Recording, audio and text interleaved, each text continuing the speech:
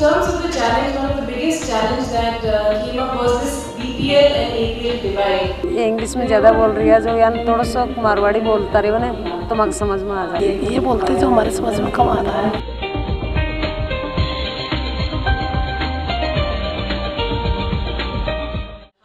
सबसे पहले आप इस प्रेजेंटेशन को देखिए और सुनिए। In terms of the challenge, one of the biggest challenge that came up was this BPL and APL divide, which is creating a problem in terms of group solidarity and sometimes also leading to dissolution of groups. अब आपको उनसे मिलवाते हैं जिनके लिए यह पूरा तामझाम किया जा रहा है। जी हाँ, ये हैं प्रदेश के ग्रामीण अंचलों से आई महिलाएं। मुख्य रूप से यह कार्यक्रम इन्हीं के लिए है। इन महिलाओं को कार्यक्रम में जगह तो नसीब हुई, लेकिन सबसे पीछे।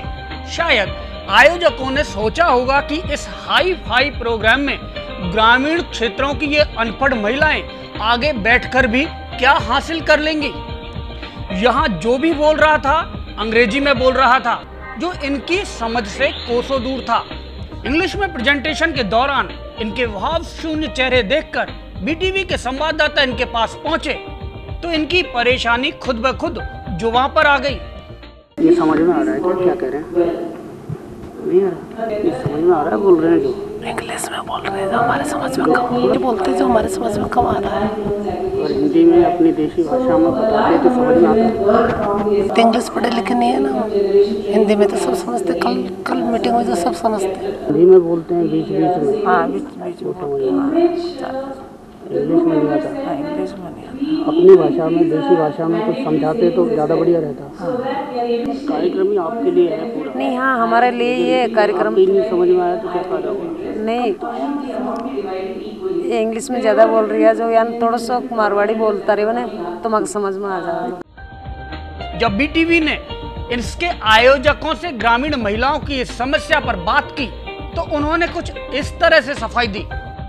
सर, ये अगर हिंदी में होता ये यहाँ पर प्रेजेंटेशन वगैरह तो ज़्यादा कम्युनिकेशन अच्छा होता और जो सेल्फ हेल्प ग्रुप के लोग हैं। नहीं, देखिए यहाँ पर कल तो पूरा प्रोग्राम हिंदी में ही हुआ और आज भी हम कोशिश करेंगे हिंदी में। कुछ लोग जो साउथ इंडिया से हैं या दूसरी तरह से लोग हैं उनको थोड़ा सा दिक्कत होती है और कुछ बोलने वालों को, तो हम आगे पूरा प्रयास कर रहे हैं इसको हिंदी में कंडक्ट करने। क्योंकि वो ग्रामीण लोग हैं वहाँ तक। हाँ, बिल्कुल, बातचीत हिंदी में करेंगे। प्रेजेंटेशन हो सकता है इंग्लिश में हो तो वो चल जाएगा दोनों के। इस तरह के कार्यक्रम महज औपचारिकता पूरी करते हैं। आपको विश्वास नहीं होता है तो सांगानेर में हैंडमेड पेपर का काम करने वाले SHG की सदस्य का बयान सुन लीजिए।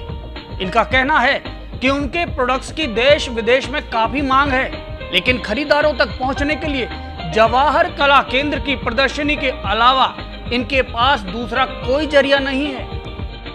आप जैसे कई बार आपने सवाल भी किया है कि आपको कोई ऐसा प्लेटफॉर्म की ज़रूरत है जिससे देश विदेश और भी दूसरी जगह, अच्छी जगह अगर एक्सपोर्ट किया जाए प्रोडक्ट। हाँ। क्योंकि डिमांड काफ़ी है। काफ़ी डिमांड है, एक्सपोर्ट होता ही है। एक्सपोर्टर हैं जयपुर में जो लोग एक्सपोर्ट कर रहे हैं, हम लोग भी कोशिश कर रहे हैं।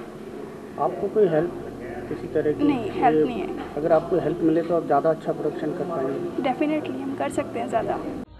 राजधानी के 3 स्टार होटल की आखिरी पंक्ति में सहमी हुई सी बैठी ये ग्रामीण महिलाएं यहाँ परदेश सा महसूस कर रही थी। उन्हें यह समझ में नहीं आ रहा था कि आखिर यह कार्यक्रम उनके लिए क्यों करवाया गया है। सवाल केवल हिंदी और इंग्लिश का नहीं है, सवाल यह है कि इन लग्जरी होटल्स के एयर कंडीशन्ड हॉल में इन हाई फाई प्रोग्राम्स का लाभ आखिर किसको मिलता है। कम से कम ग्रामीण क्षेत्रों के इस महिला स्वयं सहायता समूह को तो नहीं। कैमरामैन सुरेंद्र सैनी के साथ BK शर्मा, BTV न्यूज़।